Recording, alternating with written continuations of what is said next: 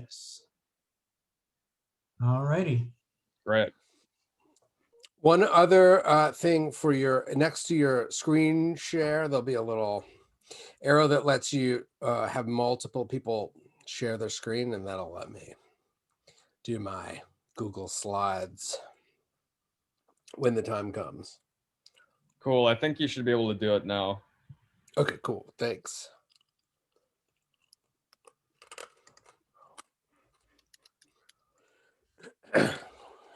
All the usual fun of getting a Zoom meeting up and running. Yeah.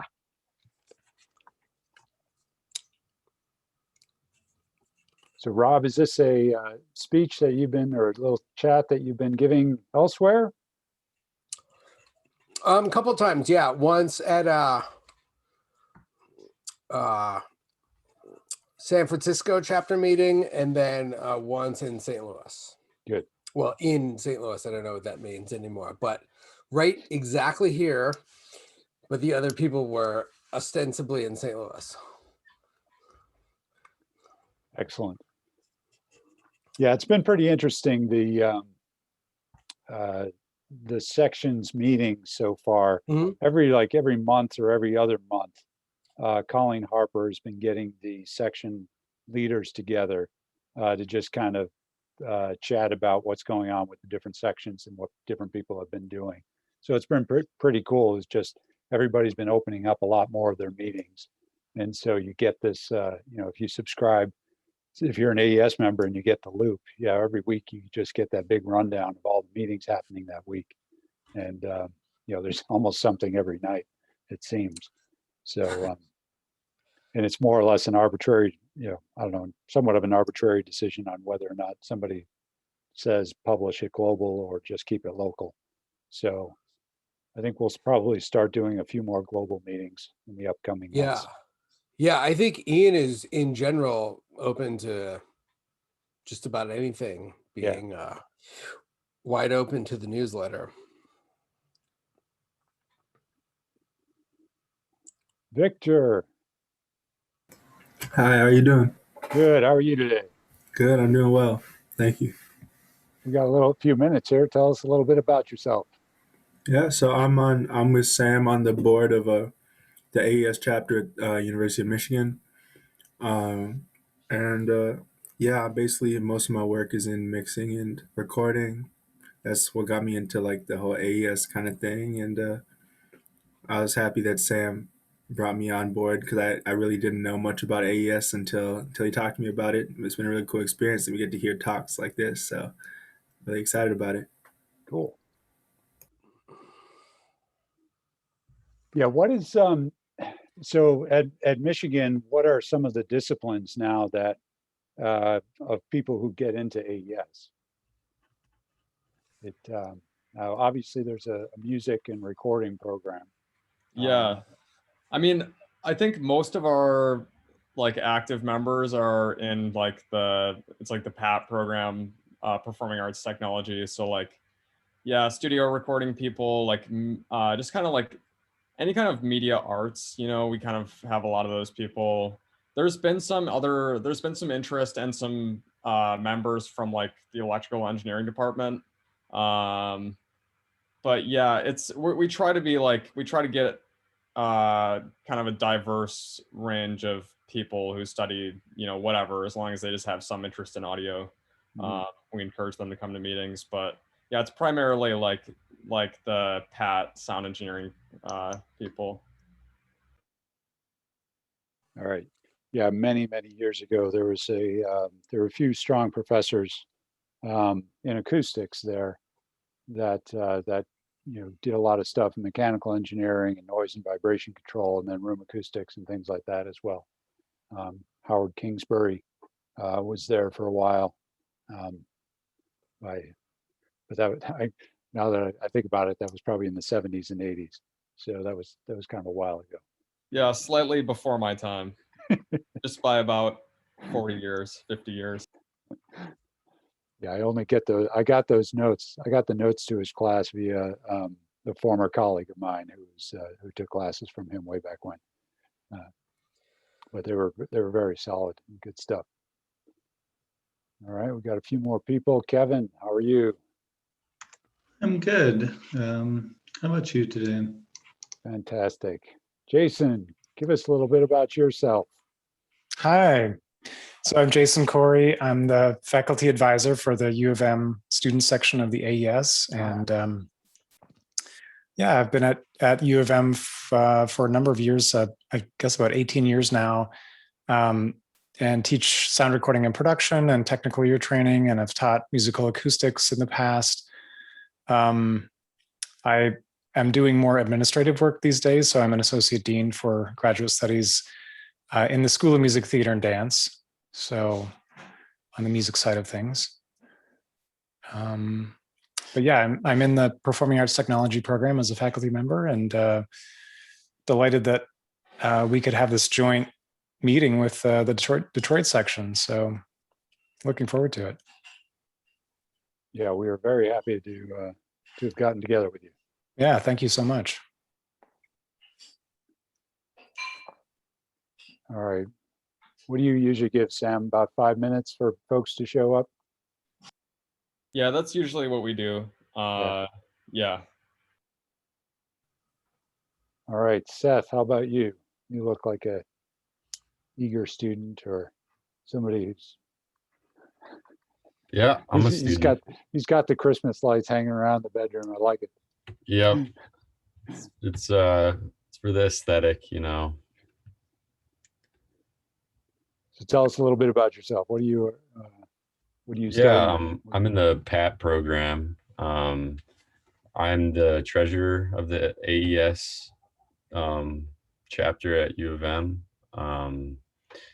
I'm doing the sound engineering track, which is like a little more of like the electrical engineering part. Yep, I'm from the UP. Yeah. All right. My daughter's up at Houghton right now. Okay, Michigan Tech. Yeah. That's where I'm from. Awesome. Very cool. Love it up there. It's beautiful. Yeah, lots to do outside. Yeah. A little chilly in the winter, but hey, you get used to it, right? Yeah, you get used to it, and the shoveling and the snow blowing. No doubt. All right, who's up next? Patrice. Hello, actually, this is Scott Ashley. I'm here with Patrice. We're both, I'm actually a new member of the Detroit chapter of AES. Excellent, welcome. Just recently joined, and the subject matter looked interesting. Patrice is actually starting up a media company, so and works in cybersecurity also. So the topic was very timely. Cool.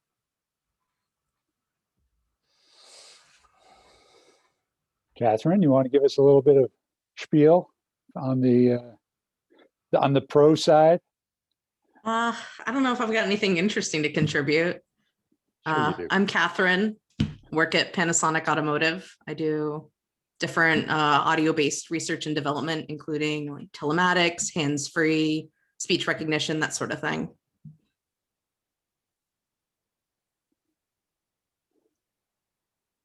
Is that Matt Ruland hiding back there? Yes, I just joined. You show up as Gene, but we assume Oh. it's you.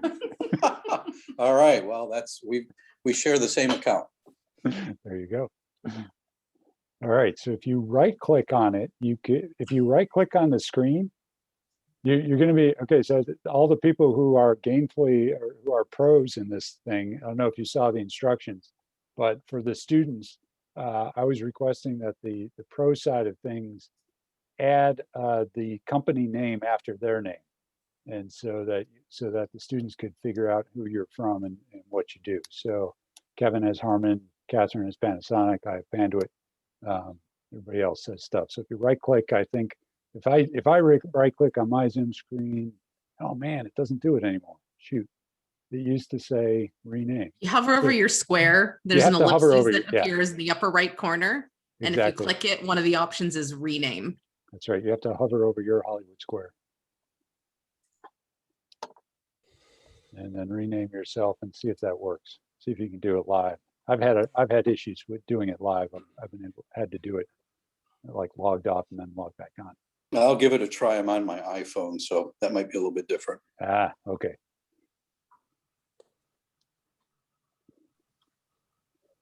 All right, Sam, you up for it? You ready to start? Sure, yeah, we might get some more people floating in, but might as well get started. Yeah, I have a few things for housekeeping for the folks who are here from Detroit, but you know, that'll probably take up 3 minutes or so as folks wander in. So why don't you go ahead? It's your gig. I don't mean to take over. Yeah, so all right, well, welcome everybody. I guess we're just hoping to kind of increase the relations between our student section and the Detroit professional section for a number of reasons. But just because like we haven't really had any contact with the Detroit section for as long as I've been here and probably a lot longer. So this is kind of just a good starting point for us to do some more events. We're welcoming Rob Schlette, as I'm sure all you know, to give a presentation, and then maybe we'll have, I don't know, some amount of networking time to exchange information with whoever shares interest with each other afterwards. Whatever David thinks for that would work fine. So yeah, that's about it for what I have to say, and I'll just give it over to you, David. Yeah, first of all, you know, on behalf of the Detroit section, thank you so much for reaching out and getting this started. Detroit has had its challenges getting up and running and trying to stay up and running, and COVID didn't help that at all. And so we've been kind of struggling along. Thankfully, the AES has been kind of expanding its efforts to broaden the scope of what sections do and what a section meeting is. So while we would like to all get together in person, you know, we can't, so the show must go on. So we do it this way. You know, as I was just mentioning, since this is a networking session, if you can, if you're if you're a pro in the industry, for the sake of the students, if you can do a right click on your Hollywood Square and rename your name so that your employer is at the end of it. If you're like me, I put a little background here to show my two companies here. I'm with Panduit, but Panduit also owns Atlona, which is an AV company. So I also have my LinkedIn up there, just to feel free to reach out and connect with me, do further networking. Of course, we have the AES Detroit LinkedIn group. It's a group within the LinkedIn area, and Facebook as well. We have a similar area, and Kurt does all the secretarial managing of those things. So he's the one that has been getting out the announcements.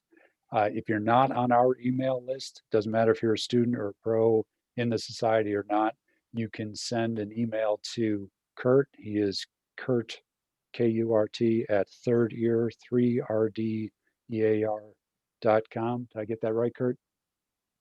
And maybe if you can that's post right. it. I'm going to post it in the chat too. Excellent. All right. So you could shoot an email over to Kurt and he'll get you on the email list. So as far as Detroit goes, upcoming meetings, our goal is to have 3 or 4 meetings before the summer break. So right now we have on tap in April, we have Facebook Reality Labs scheduled for the week of April 12th.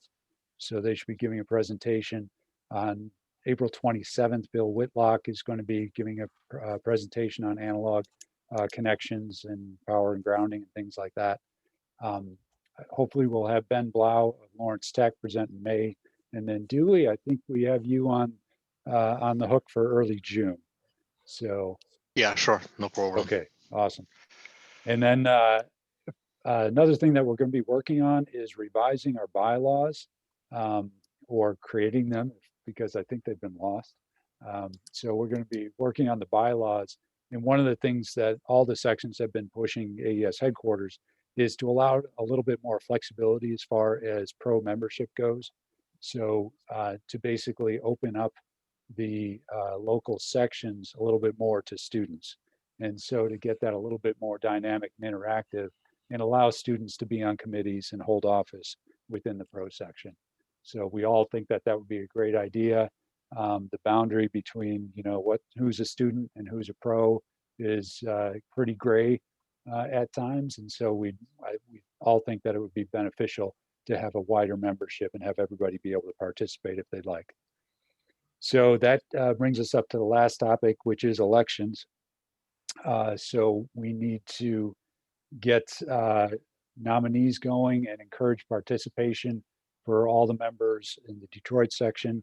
And hopefully once these bylaws get rewritten, we can open it up to students as well to encourage more representation there. So elections need to come as well. We need to get some fresh blood into the organization and some younger folks in here. So that's about it for me. Any other housekeeping stuff in the chat? I think, is that where we're going to put questions today?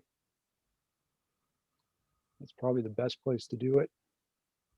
Unless somebody, yeah, I think that's probably the Zoom protocol, right? Is to do it in chat, into the chat window. Any other preference, Sam? How are we going to do the meetings afterwards? Are we just going to try and break out, or?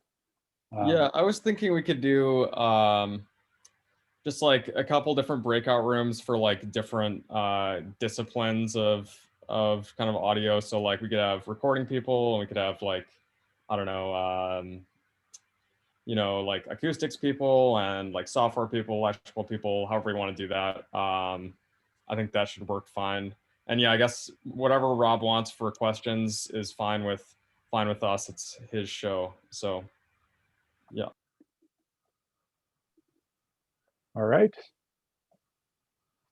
Rob, any other housekeeping stuff before you get going? No, not from me. Feel free, anybody, to interrupt along the way with questions. I don't mind. Shout outs. We've got a super manageable number here. If you want to chat, that's cool, but maybe Sam or David would pick that up. I'm notoriously bad at blowing right past the chat during a slide deck, never knowing that it existed. Just so you're aware of that weakness. I won't see those questions. All right, we'll try and stay on top of them. And Kurt, at some point, once the newbies start to drop off, can you do a snap of the attendee list, just so we get kind of a record of who's here? Okay, sure will. Cool. Any other questions from anybody else, housekeeping wise? All right. Take it away, Rob. Okie dokie. I appreciate the invitation to come and present for you guys. This has been a little workshop that I did for the St. Louis section, and I did it for the San Francisco section. And it sort of just stems from, you know, as a mastering engineer for about roughly 25 years, something like that now, I've always been really closely connected, obviously, with a lot of the tech side of the business end of the industry and delivery systems, whether that's the retail delivery or the supply chain delivery. And so over the years, I've gotten involved in a lot of that. And that's almost exclusively been, you know, concerned with protecting the IP and protecting the systems, making them as accessible as possible for the people that are feeding the supply chain, but of course, keeping them safe. Because the entire business model is around the confidentiality and to some extent the integrity of the IP. So that's the idea. I've got some background in information security. I've got one of my degrees isn't in music, it's in computer science. So that gives me a little bit of help there. But yeah, basically this is a part of the consultancy that my audio business does. So it's a fun little overlap, and it's increasingly important little specialty within our business. And I think particularly for those of you at the U of M who are just getting your career started, this is going to be a major component of what you can bring to the table in terms of your contribution that isn't duplicated anywhere else in an organization or in a creative team. It's a level of insight that you can have that's adds value where maybe you don't have years and years of experience doing a particular type of production. It shows your depth of understanding and your willingness to learn new things. So that's always a great little bit of insight. In any case, what we're gonna think about here is information security for media producers. And I'd say there's three really good reasons to care about this topic. Obviously, it isn't as fun as vintage mics or, you know, the ins and outs of wireless systems, things like that. But it's all important from the perspective that the work that we do as audio producers is digital systems. We do that work in digital systems. We communicate about that work with digital systems. We bill the work in digital systems. We accept the payment by and large in digital systems. And even if we don't, our banks do. And so really 100% system continuity, the security of the systems that we're using to do the work that we're doing is our ability to continue to do the work on a day-to-day basis and on an ongoing basis. And so what we're going to think about today are really attainable, largely free, but very much globally low-cost controls that help us keep the data that we're working with safe and keep our system safe. And when we say controls, just in terms of just a little bit of background, what we're really talking about is either a process or a tool that we can put in between something that we're using and somebody that might want to compromise that. So whether it's data or whether it's a hardware system or whether it's a software system, a control like a lock on a door or the door itself for that matter is just a tool that we use to manage access to the thing that's on the other side of that tool, access management. And so when we do this, of course, we do it to some extent with the hope that we're going to be completely successful. But one of the big misconceptions in, I think, in 2021 about information security is that, you know, 100% success is the only acceptable goal. And I think it's frequently way less possible than you might imagine. Like anything else, it's good to try, but it's useful to try even beyond failure. A lot of research shows us, as this little bit of statistical simplicity suggests here, that in fact, having a system of controls, that is a set of things that we do or tools that we use to keep our information safe or our system secure, having that in place is even beneficial in a situation where they don't work or they fail or people work outside of them.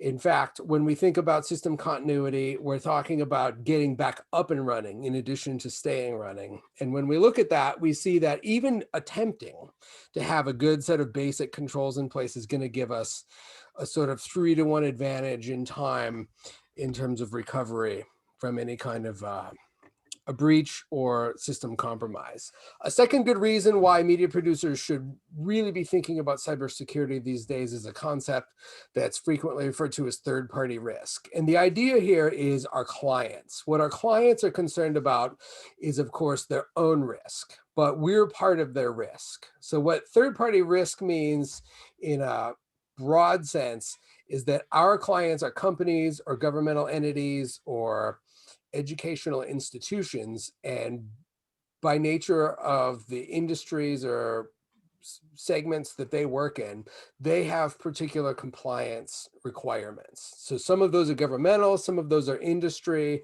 but whatever they are, they come out of regulation, self-regulation, governmental regulation, and so on. And what compliance is like in the educational setting, if you're not familiar with the term, it's similar to assessment. right? So we could think of security as being somewhat analogous to learning. You know, it can take any path. You can achieve it and not achieve it in its own end. You can try and fail. You can try, you can succeed. And all of that is just sort of activity. But when you think about compliance, it's very much like assessment. So in formal settings of learning, we have to do assessment to figure out whether or not there's learning taking place. We do homework, we give tests, we do these sorts of things in order to be able to test whether or not there's learning. And in information security, there's these compliance frameworks that have to be, well, either compelled or volunteered, depending on your industry perspective, and they test security posture, whether or not these controls are in place, whether or not these controls are being audited, and whether or not these controls are sufficient to actually deal with the threats that are there. And so what arises when we talk about third-party risk is not a company directly having insufficient controls, but rather a vendor that the company is using having insufficient controls. So there's a number of little corporate logos here on the screen, and the FBI and Sony and Target are ones that I would use as, you know, widely known, hugely circulated examples of broadly mediated, where they had incredible breaches that were catastrophic in their business cycles, if you want to think about it in general terms. But they weren't directly responsible for, rather they had outsourced some amount of work. So in the case of FBI, it was training. In the case of Sony, it was a sort of OEM hardware situation. In the case of Target, it was an HVAC contractor. And those vendors required access inside of the firms. And those vendors didn't have the controls in place to meet the compliance standards of those particular firms. And so in a third-party way, those firms got breached because their vendors weren't up to snuff. The one that I'm sure everybody will recognize right now that's very in vogue is the SolarWinds breach, where SolarWinds is the third party.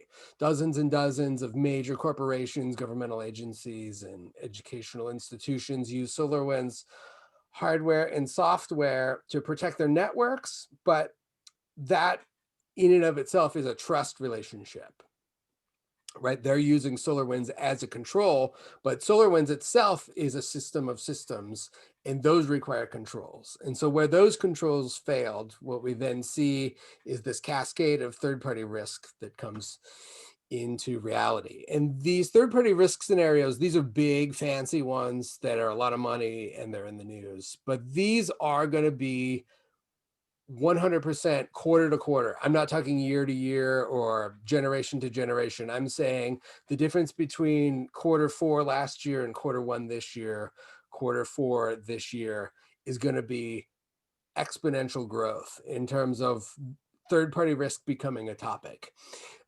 If you look at a market like, I'll just use St. Louis because I'm sitting here, you've got organizations like Bayer Pharmaceutical, Emerson, which is a big industrial control systems manufacturing firm. You've got InBev, now the owner of Anheuser-Busch. These are public companies. They have Sarbanes-Oxley compliance. You've got companies that have credit card handling compliance through PCI DSS. You've got all kinds of different frameworks, and they're required to report an increasing amount of third-party risk, which is to say that if you want to be their vendor, you need to be able to attest to your controls so that they can attest to the controls that affect their third-party risk profile. And this is something that's been limited in terms of detail to sort of Defense Department and things like that. And that's going to come to a really quick end. It's already coming to a quick end. And this is going to be something that affects really small, set aside mid-sized businesses altogether. We're talking recording studio-sized businesses with a handful of people, with a dozen people. They're going to need to be prepared to talk about the information security controls that they have in place. place. So in other words, this is one of the reasons why we don't just want to keep our systems running, but we want to be able to talk about how we keep our systems safe, because our clients are going to need, some of our clients are going to need to know that, publicly held firms and so on. A third and final reason why this is an important topic is because we've seen a change in ransomware targeting. Ransomware targeting is maturing, though it's still pretty immature. It is maturing now, where at least it's being targeted towards people that have high value data. So you think about industries and segments and vendors where the business they're in, the product is the data itself. It's be difficult to get more of a bullseye on media production, audio, video, all of that. The product is the data. And so the idea is that, of course, in terms of straight odds, if you're going to get somebody who's going to put capital behind reclaiming their data, you're going to go for somebody whose capital comes from the data itself. And so we want to be well aware of the fact that as the quarters pass, media production is increasingly succumbing to ransomware. And these are extremely expensive incidents, well outside of the cost of the ransom, almost especially outside of the cost of the ransom. It's really about the cost of remediating the breach, cleaning your systems, re-imaging your systems, paying off people that have sued you because of all of the circumstances that arise out of that. So we want to keep our systems running. We want to keep our clients by being able to show how we're keeping our systems running. And then we want to make sure that we don't have any overt vulnerabilities that can make ransomware even easier than it already is. And so the only way to do that is cybersecurity controls or information security controls. These are the little tools and processes that we put in place to get in between those bad actors and our data or our systems. And that is something that certainly in terms of budget, you can spend, like a lot of things in the media production world, you can spend as much as you want on the tools and the processes that go into that.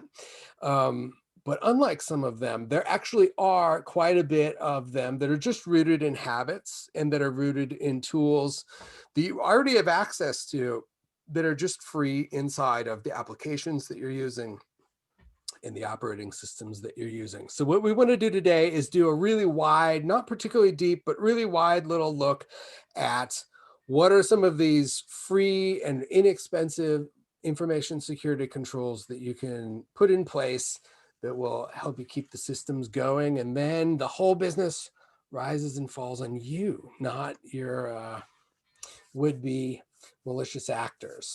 So one of our goals that we want to do, if you think about in the most primitive sense, if you think about information security, you can think about assets, like the things that you have that you can take an advantage of, right? These would be things like your client data, the integrity of your Pro Tools or Logic system, stuff like that. If we think about that, a common metaphor that we use is like the house, right? You're inside, your stuff's inside, your bag of magic beans and your cash and your dog, it's all inside the house, and you want to keep all that stuff safe. So the metaphor is you lock the door, then you get control over who comes in and out of the house. It's a simple basic model of a control. It's a little oversimplified, but it's a really good one, I think. So one of the things that we want to do is learn more about locking the doors. But another thing that we want to do is realize that part of hacking, to use the term casually, is to see a wall and figure out how you can make a window out of it, or to see a window and how you can make a door out of it. And that is creating openings in places where there weren't openings, or at least not openings that were intended to work that way. So the first little set of controls that we're going to look at is about vulnerability management. Vulnerability is, you can think of it as an inherent weakness in a system. And it doesn't necessarily mean that the system is bad or that there's any mistake there. A lot of the times vulnerabilities come just from taking risks, and risks are good, right? If I wanted to keep my studio completely safe, the first thing that I would do would be completely disconnect it from every single network, and then another really strong move would be to power it down completely, maybe even put it back in the boxes and stuff. But in doing that, of course, there's absolutely nothing that I can get out of it. It's not tools anymore, right? It completely uses its use. So what we want to do is use the tools as much as possible. And what the controls allow us to do is keep them safe while using them. And that balancing act is what we can think of as risk. So these vulnerabilities are the really specific weaknesses that are in the systems. So one major thing that's on our side now that wasn't as nearly on our side 10 years ago, 20 years ago, is that the people that make the systems have a really, really firm investment in making sure that the security of those systems is one of the prime selling features. And so there are very frequent and very effective patches that don't do the sort of catastrophic version update level changes to our systems that they used to back in the day.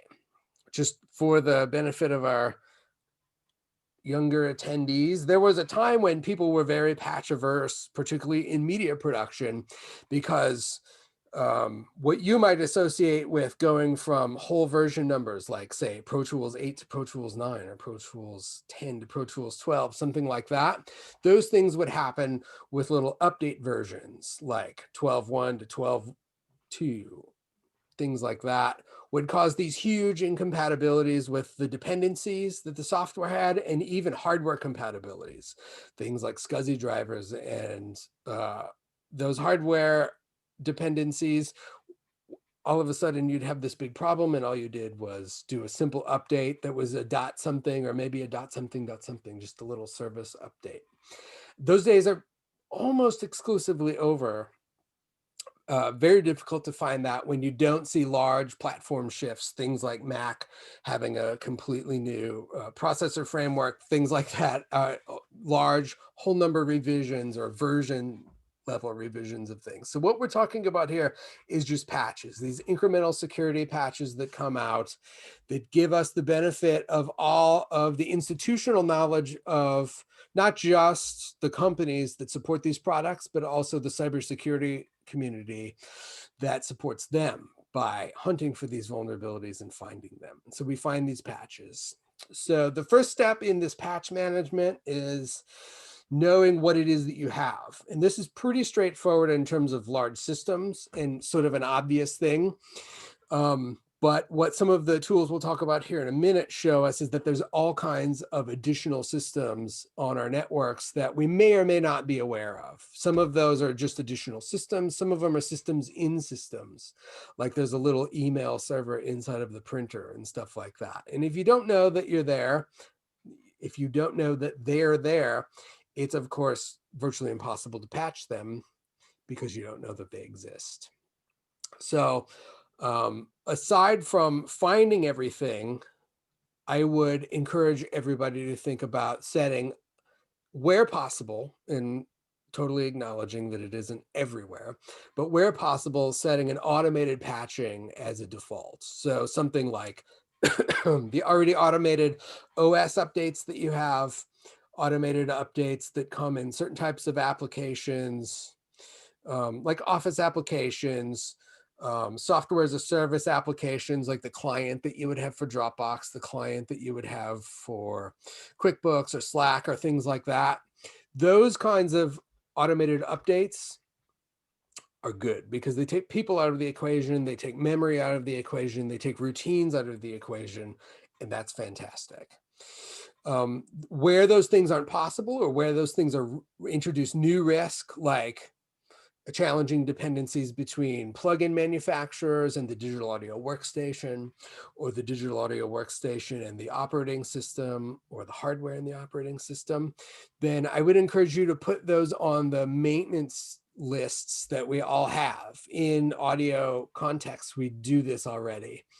It goes back to analog hardware, but it extends well beyond analog hardware. We have these routines to keep microphones running, to keep systems clean.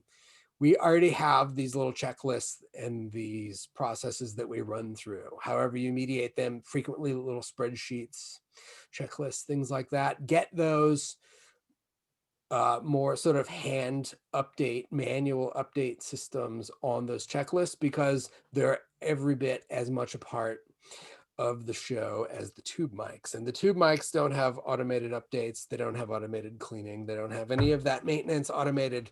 And so let those fussy software systems join them on those checklists. Then there's this other category of stuff, and it's important to discover these things first, and then it's important to segregate them, because there are certain things that you're just not going to be able to patch or not be able to patch realistically. Some examples would be, there's all sorts of Internet of Things type devices that might be in like a lounge, you know, like in a recording studio, or like entertainment things like televisions, game consoles,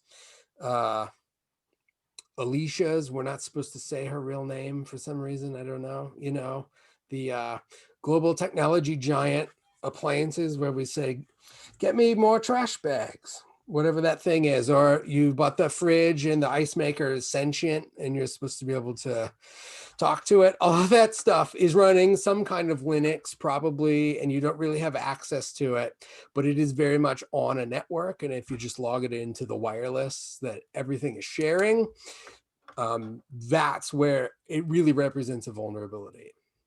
In and of itself, it is technically one, but if somebody hacks your ice maker, what you end up with is an ice maker like we had for years and years and years before they had the ability to like tweet about how much ice you're using. And so it's not much of a risk at all.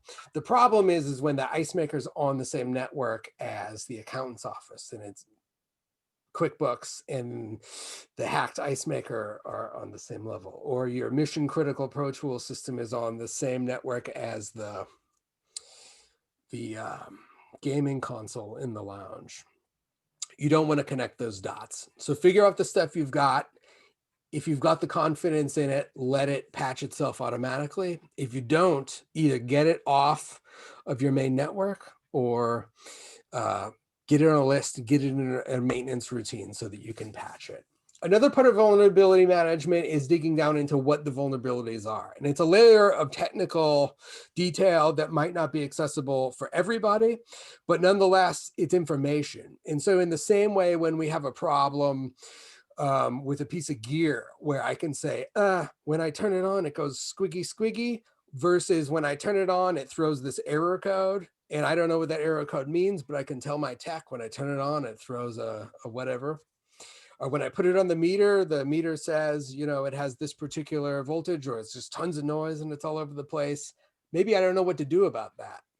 But that's information that cuts time and cost, and quite frankly, third-party interest off of your project. And so you're reducing cost, increasing interest in getting help.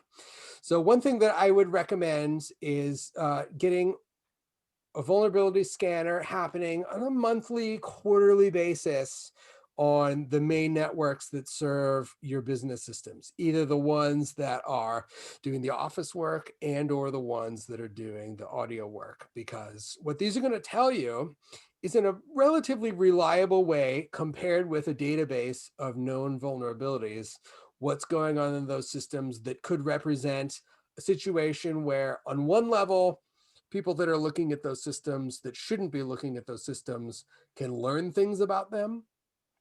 That stuff, not super concerning, but it is worth knowing. On the other hand, these bits of information like, oh, well, you know, Rob never locks the back door. Both doors are there. The front door's got 3 locks on it, but he doesn't lock the back door. That's what these vulnerability scanners are about. This is not like malware scanning where they're looking for something inside your system. They're looking at the state of the system. What are the services and applications that are running? What are the versions and what inherent compared with the inherent vulnerabilities in those versions? What is the configuration such that like maybe it's a network-based thing about this port is open, that port is open, it can be used in these particular ways. And it essentially gives you a rundown on a system by system basis and says, hey, you know, here's this system here. And we found a number of things that give us information and a handful of other things, but there's several dozen concerning issues. 9 of them in our example here are quite critical that you might want to be worried about. And then for each of those issues, it's going to break down the specifics of what's going on. And so again, these may be details that when you look at them, it doesn't hold any meaning. They may be details that when you look at them, you realize like, oh no, I know what that is, or I've seen that preference and I can go switch that off, or I can Google, how to force a particular version of SSL or whatever. In any case, this is now a page that you can share with somebody who is in the business of doing this and say, okay, this is my problem. I see this is my problem. This is the equivalent of me being diagnosed by a doctor who doesn't speak the same language as me.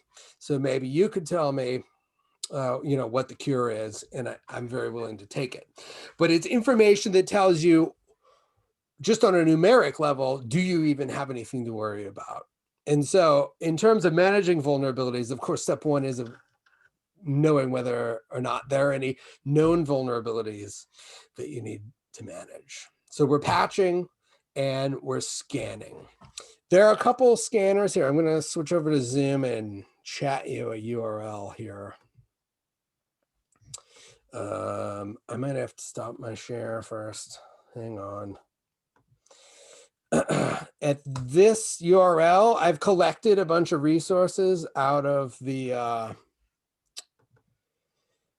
topics here, and there's little links out. So when I say vulnerability scanners, there's a number of different vendors there. You can go check them all out. They're all ones that I would recommend.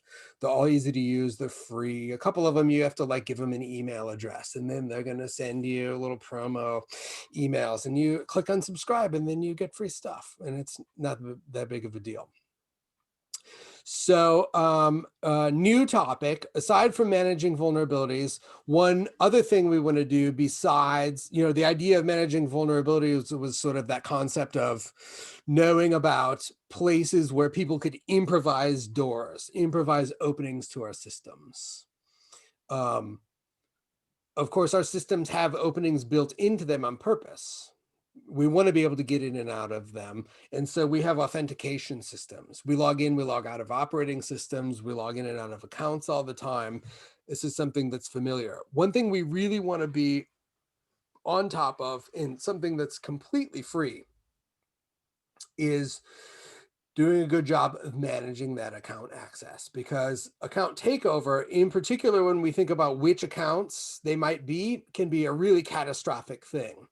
And, on one level, I think that some people are aware of that, and other people have the reaction of like, well, what are they going to do? Read my email, that kind of a thing. And I would say that is not the attitude that I would encourage, because that encourages the idea that there's like a sentient human being and that the relationship is targeted, that I've decided, that Sam really, what the hell? I'm gonna hack Sam's Gmail. Me, Rob, is gonna hack Sam's Gmail. And that is not the threat that you face. Of course, I don't mean specifically. I'm not gonna hack Sam's anything or anyone's anything. But that kind of targeted human on the other end threat is not the one that I would be worried about. What you need to be worried about is the fact that, unlike in sort of hand-to-hand theft, where we might go to a public gathering, if we want to stick somebody up, you go to the baseball game or something, because there's going to be a lot of people there, and you can tell which ones have more money because of which cars they drive, things like that. If somebody drives a Hummer, you wait till they go in, you break the window, because there's going to be a pistol in the glove box. That's just St. Louis style. You know how it goes down, The equivalent of that in the information security world is understanding that there's automated systems, and that it's extremely easy just to crawl the internet or other networks for different types of systems, whether it's different types of systems in terms of what ports they're using or what protocols they're using. We can find them. I'm still finishing up the writing part of it, but there's a little bit of research I'm working on right now, and just to sort of season your interest in the idea that there are large quantities of automated systems just hammering anything that they can find on a scanned network, and there's no human being on the other end of that. SSH is an administrative protocol that's used largely in Linux servers and file servers, things like that. And it's just a way to log in ostensibly in a secure way from a remote location and administer those servers.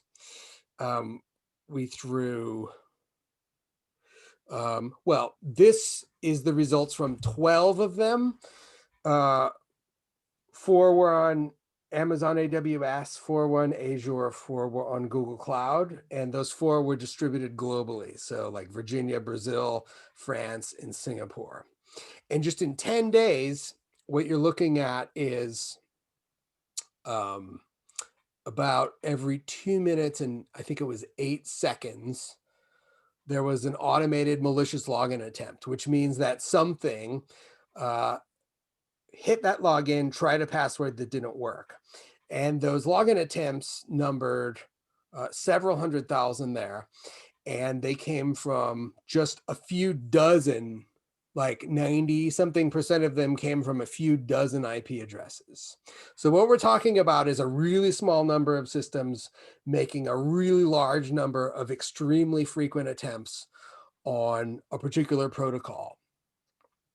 This is automation. When you look at the Windows servers that are running remote desktop protocol, we're talking about a little bit under 3.3 million login attempts on 12 servers in 10 days, which breaks down to seconds between those attempts. Some of those machines, even because we were deploying so many, we deployed relatively affordable, low processing power machines to do that. Some of them were even forced to crash and reboot because of the amount of demand on there. So the idea that like somebody is going to target you specifically, and if they don't, then you're safe. This is something that I would put firmly and completely out of your mind. There are systems that are scanning for protocols, and those systems are capable of brute forcing wide range of different usernames and passwords into these credentials. And they'll succeed with time unless those credentials are sufficiently protected. So one layer, and again, a major point that I want to get across here is that there's no fix. There's several different things that will help. And so you want to think of these as layers. One layer is, of course, what is a good password? One thing that can make up a good password is length. One thing that can make up a good password is content. The reason why content is important is because one of the tools that's used in these brute forcing attacks is lists of frequently natural language or, sort of human recognizable speech type word, character patterns, or frequently used graphic substitution. So for example, if you were gonna take 1 million guesses at a password, the first couple ones that you would probably guess would be passwords like password or password 123. And then you might move into things like password, but the A is turned into an at, and the S's are turned into 5s, and all these kind of like super obvious, really repetitive examples that we see time and time and time again. And those things exist by the tens of thousands in these lists.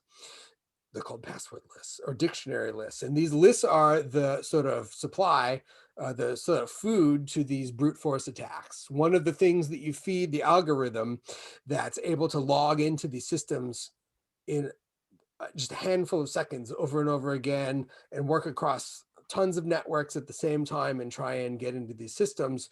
What's feeding that, the ammunition, are these natural language patterns of, okay, you use your first name or the name of the system, then you add 123 or 911 or 69, and you turn the A's to ats and all these kinds of patterns. And none of those really do any good because we're able to compute through those different iterations of the exact same pattern over and over again so quickly that you're basically buying yourself an amount of time that isn't usable by using those. So one good defense that you can do in any case is having a sufficient number of characters, because just like when we think about bit depth with audio, the amount of characters in play is the computational vocabulary of the thing that you're working with. So the more characters there are, you've got the exponential odds then of landing on the coincidental correct choice that you've got in there. So if it's completely randomized, right, and you've got say 72 characters in that, let's just say, lowercase letters, uppercase letters, numbers, things like that. Maybe you've got 72 characters in the namespace, something like that.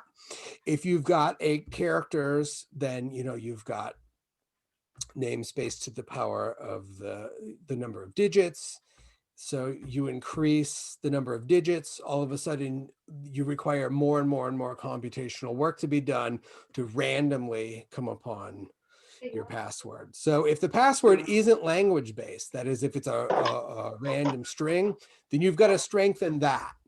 If it's not workable for users to do those kinds of random strings and you want to do natural language, then moving the character count up and working towards phrases,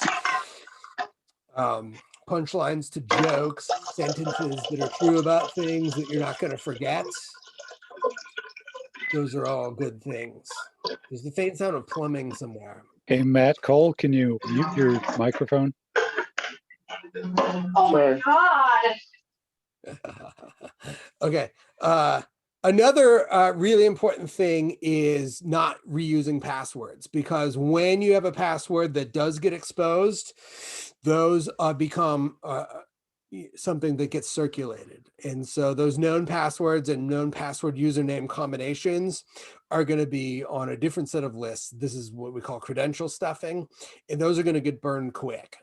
So for example, I think that there was a thing, and someone can correct me if I'm conflating multiple bits of misunderstood news, but I think that there was actually a thing at the University of Michigan in the last couple of years where there was a credential stuffing issue. It wasn't a breach at the university, but so many, I won't say students, but people that had U of M logins, so it could have been students, faculty, staff, so many of them had reused those credentials in LinkedIn and Spotify and maybe another couple set of vendors, that those vendors had had breaches. And so there were these known sets of credentials, and they were reused enough places that there was this conglomeration around, we're getting intrusions in the U of M system just because these sets of credentials are so reliably repeated that they had to actually remediate something like a breach of their own and have a bunch of bulk username and password resets there. And so reuse, even if you're going to, have the username your name at Gmail and the password be password123, if that feels like something that you really, really need to do against everybody's advice, cool. But if you do it at iloveshoes.com, don't use it again at like Wells Fargo or Bank of America, and don't use it at Dropbox and Netflix and all these different places. At least if you're going to have terrible, easily remembered, crackable passwords, keep them unique to all of the accounts that you're about to have blown completely out of the water.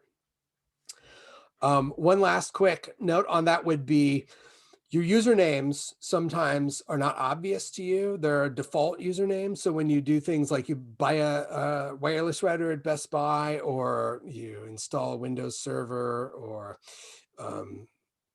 your fancy ice maker, all that crap, there's usually a default username, and the default username's in the manual on the internet. Everybody can find it. And so you just change that.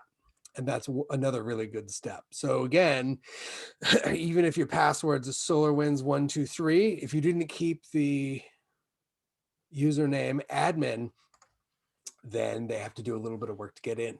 One tool that's going to help you with that, and it costs a little bit of money, but I think I can say just a little bit of money, is a password vault. And there's a couple of these that I would recommend in particular there, which would be LastPass and 1Password. And the concept is that these are systems of encrypted storage for your passwords. And they accommodate themselves usually, I mean, there's desktop apps, but usually through mobile apps and browser plugins. And so there's encryption at rest in terms of the storage, and there's encryption in transit. The idea is that if you have one very strong passphrase that gets you into that vault, then you can store all of your other usernames and passwords in there and begin using these random strings that it can generate for passwords. So you don't have to, quote unquote, know your long random password for a US Bank or Wells Fargo. You just have to have access to it. And by knowing one big passphrase to this vault, it gets you safe access to that otherwise encrypted password. There's all these other inherent benefits to these vaults, including the fact that many of them, I know LastPass for sure, will scan your passwords for you and show you where you're reusing things. So even if your intention is not to reuse, sometimes you inadvertently do. It'll find that for you. And there's also really great integration with multi-factor authentication, which is our third layer. So we're gonna, in layer one, we're saying, what's a good password? We're gonna want to and try hard to do good passwords. In layer two, we're gonna get a tool that'll help us facilitate that, these password vaults. And in layer three, we're gonna have a little catch-all, which is if somehow the password is compromised, the password doesn't get you access to the account. What the password gets you access to is, of course, a second factor of authentication. So maybe it's a hardware key like a YubiKey, maybe it's a text message, maybe it's an app like Google Authenticator. When you hit that password successfully, then that authentication system hits that second factor. And it says to whoever has possession of that second factor, which is in concept a physical thing, hey, in our opinion, you just entered a password into this system. If that was you, you're going to want to use this code. What it does, you know, as a sort of side effect is if you're not the one putting the password in that system, is it shows you not only is somebody actively trying to authenticate into your account, but they have apparently successfully authenticated past your password stage. So again, another good control against the weak passwords that you don't know about or refuse to give up is the second factor of authentication. I would say in 2021, totally non-negotiable in an email account, because your email account is the second factor for so many things. If I go to your WordPress hosting or your whatever, I mean, any internet account, and I say, I forgot my password, then it's going to hit your email. So if I have your email, then I can have your anything in just a couple minutes. Not a big deal. Also where you keep your money, also where you keep your client data, also where you keep your public facing data like web hosting. These are places where I would strongly encourage multi-factor authentication, email banking, storage, and hosting. There are these federated identity systems that we see in the form of like, you know, you're logging into like maybe LinkedIn is a big one, social media in general, log in with Google, log in with Facebook. You can use, the idea is, you know, I've got a store, it's called redshoes.com. And instead of making you have an entire additional account at redshoes.com, I have inherent trust in a company like Google and a company like Facebook. And I say, you know what, if you're authenticated with them, you're authenticated with me. If you can get past there, I say who I say I am, then you're good with me. And so I use this platform. And so instead of having to have an account with me, you just use your sign in with Google and all that. And there's nothing wrong with that in a functional way. There's nothing inherently insecure about that, other than the fact that then that's just one more thing that you lose if you lose that account, that master authentication account. So say if you log in with Google, if your Google account gets blown, then all of the things that you log in with Google with get blown as well. So it's the kind of thing, I'm not saying don't do it. I'm not saying I don't do it. In fact, I do it with Zoom. But if my Zoom gets blown, I know it instantly and I just kill it and it's over. It's no big deal. I'm not going to do that with something like banking or investments, cloud storage, web hosting, and so on. So we're getting a little short on time. So I won't linger here too much through this stuff, but the concept there was we want to know what's vulnerable about a system so that people can improvise ways into them. We want to know that we're controlling the ways that are formally established to get into them, these authentication paths. Are we doing what we need to do to keep those meaning?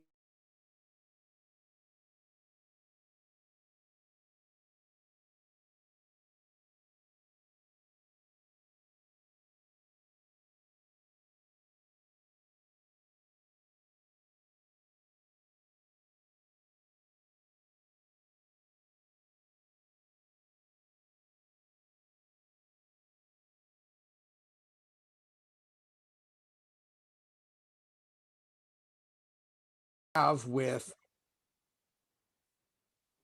this is a strength that we have with software as a service. So we can all certainly host our own storage, you know, I mean, an FTP server. We can do our own email servers. We can have QuickBooks Desktop and all these other services that are hosted locally, and that's fine. But when we consider some things about what's available in terms of cloud services in the software as a service and platform as a service world these days, we should consider, first of all, these companies already have the data recovery systems in place that we'll never be able to achieve. We can strive towards, and that's great. But if the system goes down and it needs to be restored, they already are doing it better than you can do it if you do the locally hosted version of it. They have integrated monitoring because many of them are large public companies that have these elaborate networks, and they have compliance requirements that essentially mandate that they spend more money just on network monitoring than we'll probably ever spend on network security in the entire lives of our businesses. Plus, when we use software as a service, assuming that we're managing our browsers and our password vaults correctly, these things are completely siloed. So if I have this laptop here and I have QuickBooks running on it and my web server is running on it, my email server and the backup server for the studio and all these things are running on there. If you get in that server, you've got all those systems. If those are cloud services, you get in them and you get in them, but that's all you get. There's no movement. There's no moving from the QuickBooks system to the FTP server, to the backup server, and so forth. So there's that. They are more secure at face value. They're more resilient at face value because you've got the data recovery layer and they're siloed. That's a very strong thing. So what we've been sprinting towards here is this concept, and this is the last little idea here, of defense in depth. And doing a thing well with less expense or no expense is about doing it in layered, meaningful steps. So if we think about just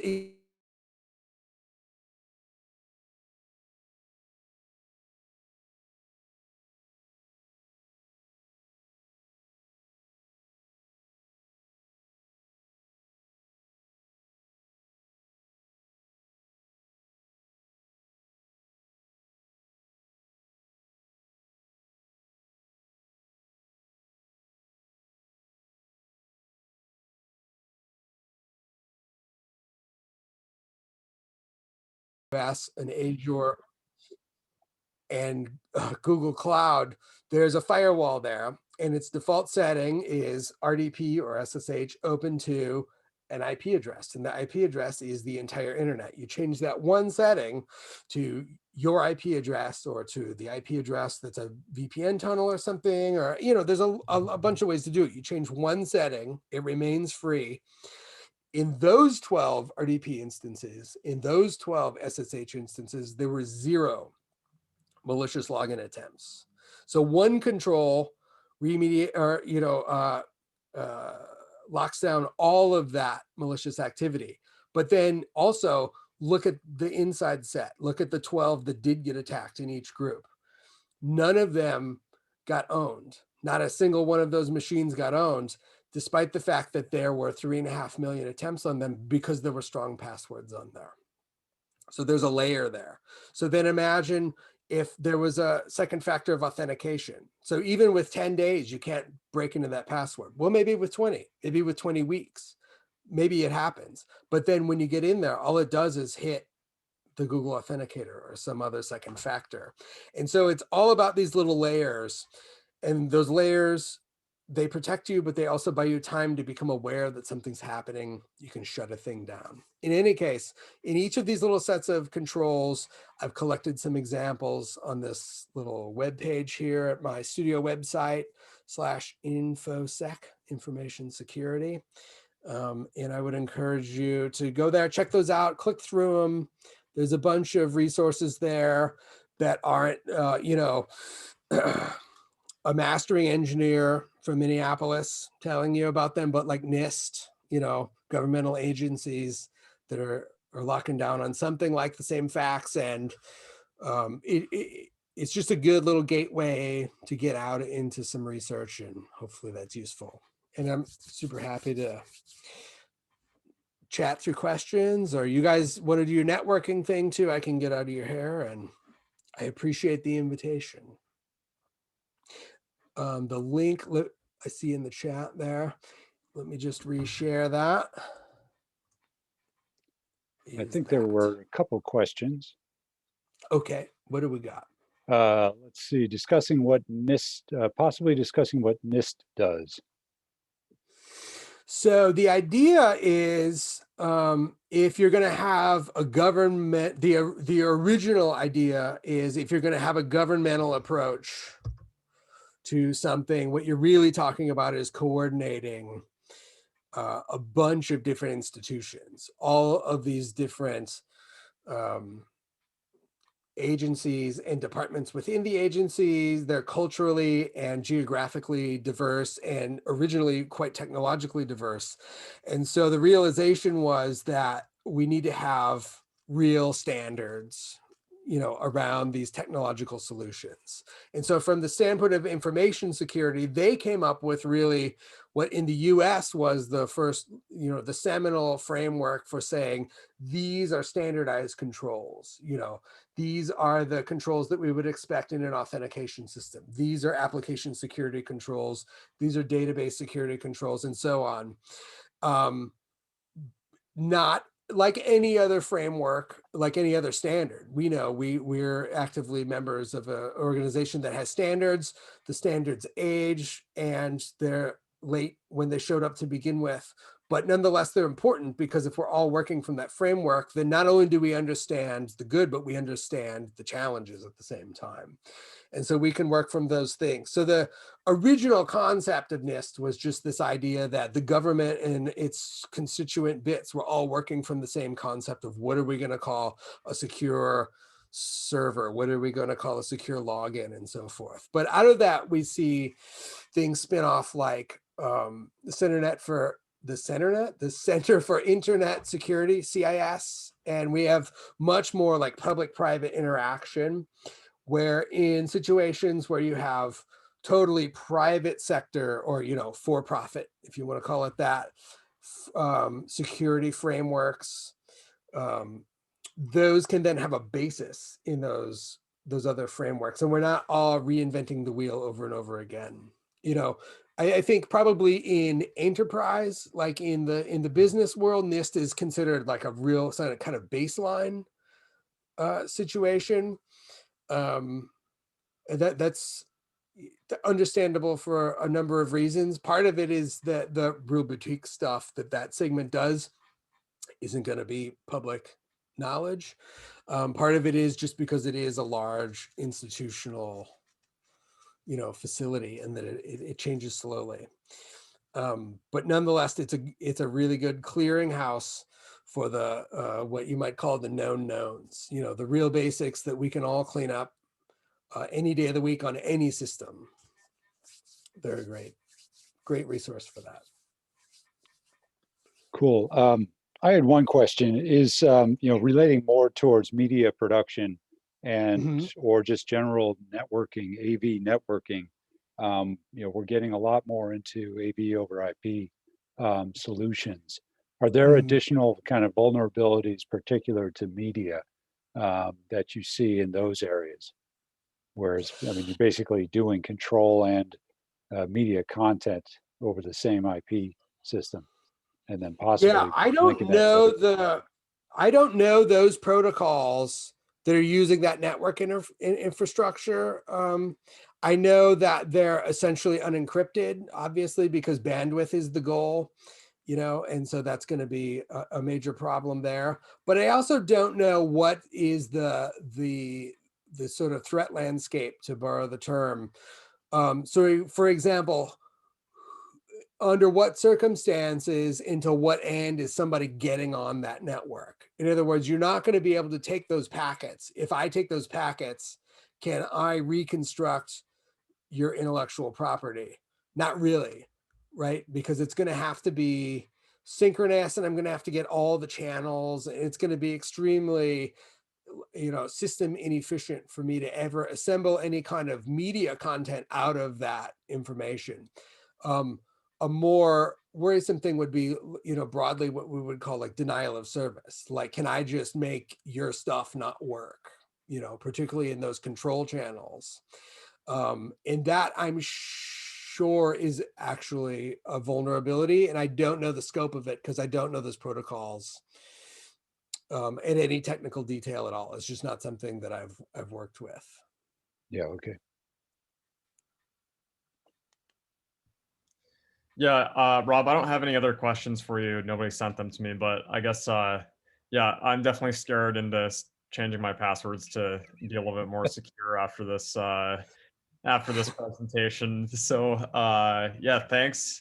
And I think we'll split out into breakout groups briefly. I think we're losing some people here. So, I was thinking we would split into groups that are like, we could do one that's like media production people, one that's like acoustics engineering people, and one that's like electrical or software engineering people. Does that sound good? Or, I mean, if you have any major objections, let me know.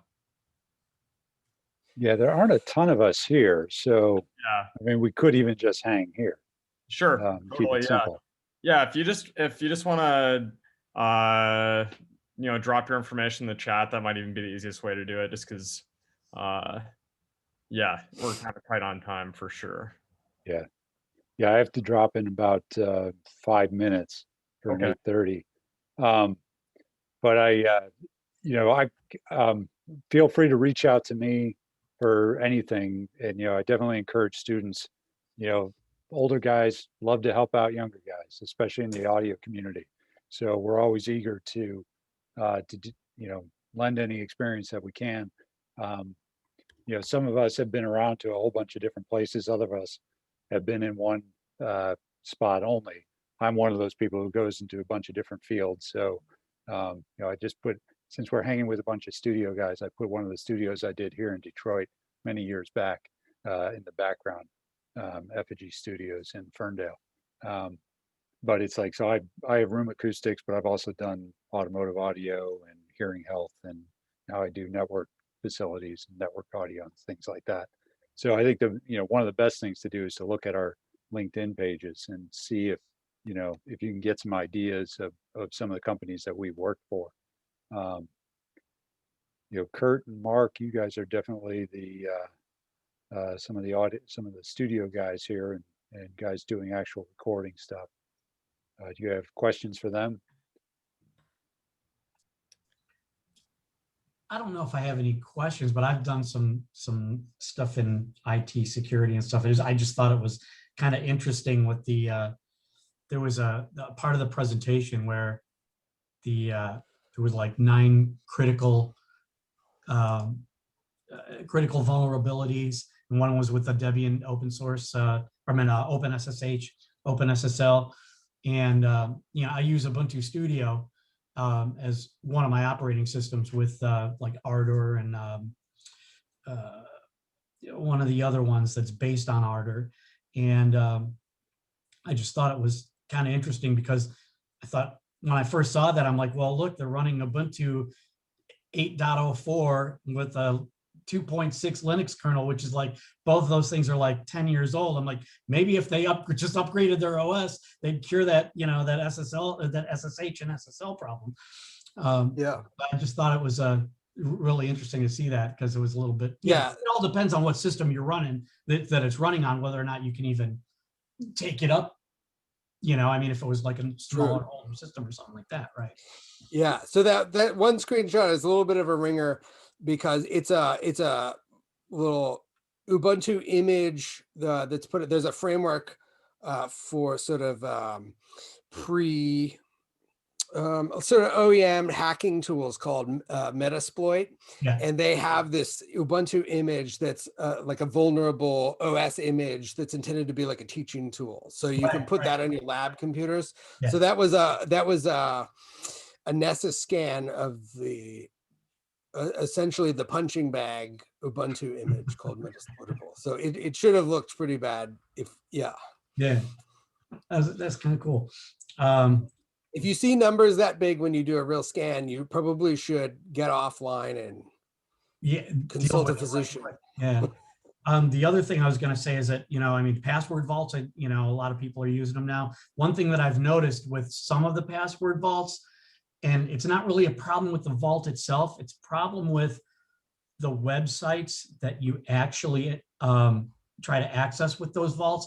Some of them have actually, because a lot of those vaults work by using in the background copy paste functionality, and they've, you know, basically disabled copy paste functionality in the browser, so it defeats the whole purpose of the vault. So you kind of got to just be a little bit careful of sometimes with some of that stuff. And I, you know, with the password length and stuff like that, I've spent a lot of time on password shaming sites. Basically, you know, password rule shaming sites that, you know, like if they've got an upper bound limit on their password, you know, a lot of times I'll go, you might want to get rid of that upper bound limit, you know, if it's like only 15 characters or something, because we're way beyond that now. So. Yeah, the you know, vulnerability, I mean, anything below 15 characters is probably pretty hackable at this point. Right. And they're even, you know, I would say a server system, you know, like Ubuntu 18 right now, you're still maxed out at 16. And so that's where I would shut it down and use certificates. In terms of that, the SSH admin login. Yeah. Oh, okay. So I would what I do is I shut that off and go all certificate just to be safe. Okay. Because, you know, it's one thing, 16 characters is computationally strong if you've got a good password there, but, you know, just my little 10-day study, they're getting a crack at it every several seconds. So right. That's not an enormous amount of time. You know, computationally strong expires in a couple weeks. Yeah. Once you get that many tries at it. Cool. All right, thanks. Mark, it looks like you're talking, but I don't hear anything. How about now? Yes. Great. All right, so my bad. So I just want to, something David said, this is really more a comment more than it is a question, but first of all, thanks for the presentation, because I'm the kind of cat who, computers to me aren't my whole existence, right? Networking isn't my whole existence. And I think that's true for a lot of us, but I think David can attest to this as well, because he and I, way back, actually both worked for a tier 1 supplying acoustic and audio gear. And one of the things that over the years, what felt like a bother, quite honestly, in the test lab were a lot of these policies.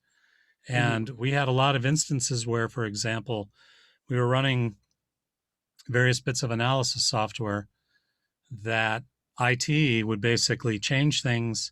that would get pushed down to machines in the test lab, and all of a sudden everything would stop working, and there'd be a lot of gnashing of teeth, et cetera. And we would always be at loggerheads with IT because we didn't really see ourselves as that kind of IT centric. You know, in a big organization like that, you have so many people pushing quotes, spreadsheets, timelines, all these other things that, like all data, are proprietary.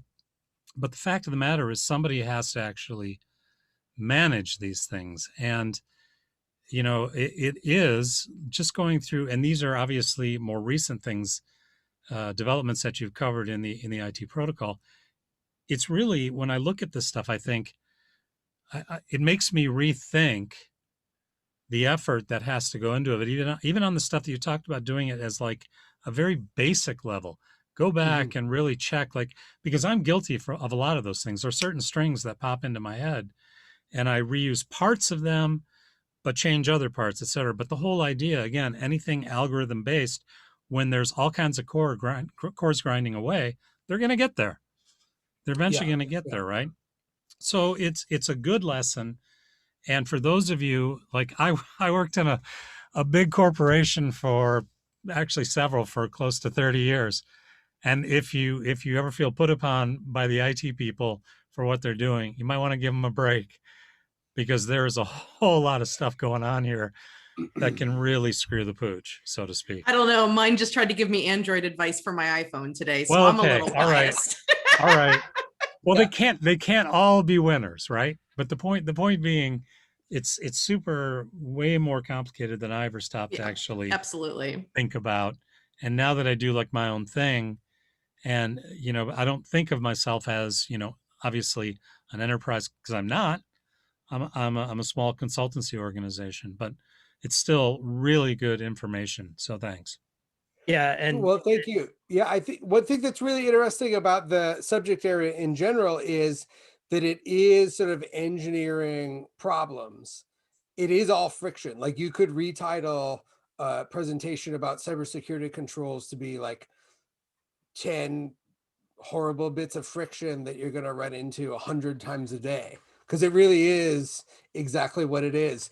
But the drag is, with the authentication systems that we have, there's still no killer way to differentiate Mark getting into my systems from Mark getting into Mark's systems, or vice versa. And so if me and Mark don't both put some friction in place in both of our systems, then one of us gets into the, you know, we can easily get into the other one's systems. And so I think, you know, in the arc of things, that's improving to the point where I think it's sort of, we're in the progress trap of it's not going to get any better than it is. And I think that we're going to see a huge shift in the technology that we use for authentication systems in the next 3 to 5 years, where we're going to ditch this whole password username thing, because to do it and to do it well is so mired in friction. And particularly when we're increasingly moving towards, it's bits of software doing the work. It's serverless applications on AWS that are doing the chores that I did as an intern. I don't even need a human being for that, because as the owner of the company, I can write a Lambda function that does it better than I ever did it, or, you know, whatever I said I did in front of a theoretical intern. And so, yeah, I think joyfully we're going to move past some of this friction sooner than later. But good point, for sure. I think it's also important, you know, when you think about the business growing and you think about infrastructure, and now you start to realize some of the burden costs in running an organization. Like everything else, people are specialized, right? We're all here because we dig audio and music, and that's our thing, you know, and other people have, you know, secondary or tertiary things. But really, when you actually talk about trying to grow a business, you have to think about this stuff, because nobody can do all functions, and you know, you need specialists, bottom line. And this is stuff that, like, I have to deal with now. I don't want to deal with at all. I just don't. You know, I don't. This is not my thing. But anyway, again, thanks.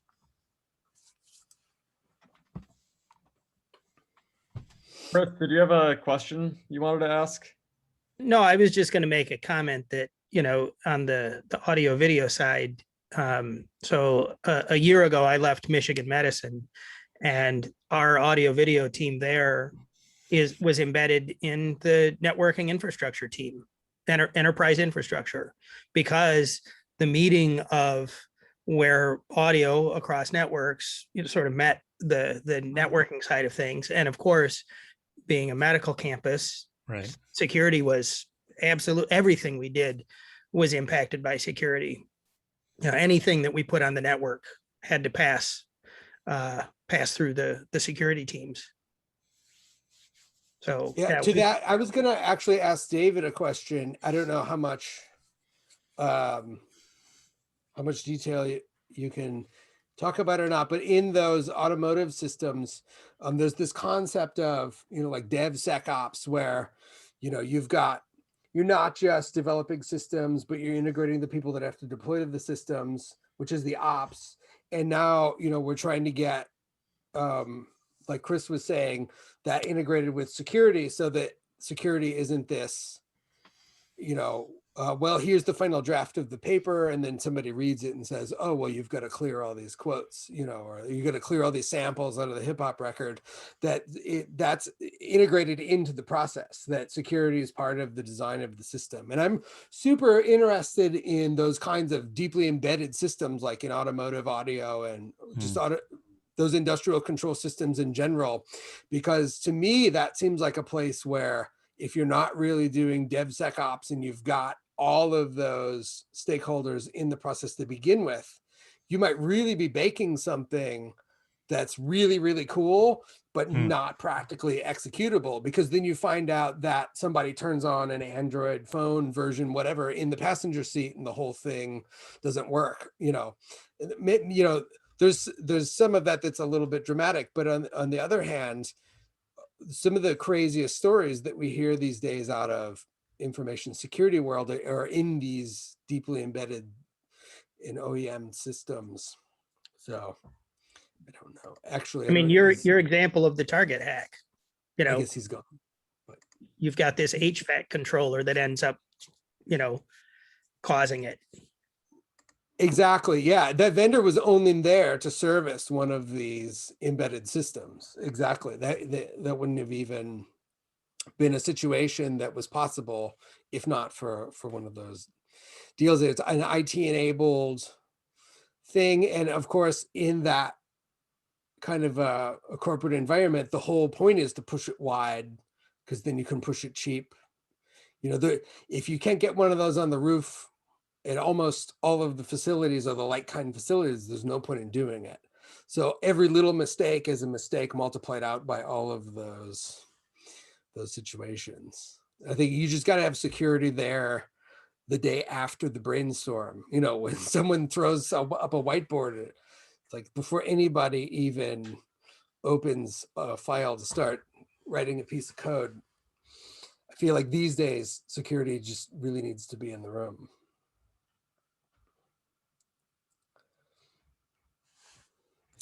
Well, thanks for the invite, everybody. I appreciate the chance to meet you all. And good luck with the sections and the spring semester. Yeah, thanks, Rob. We appreciate it, and great to have you here and make the connection. Yeah, thanks everybody. Hopefully you will see our faces in other events and maybe in person at some point. So thank you, and we'll see you later. Take care. Thank you. Thanks.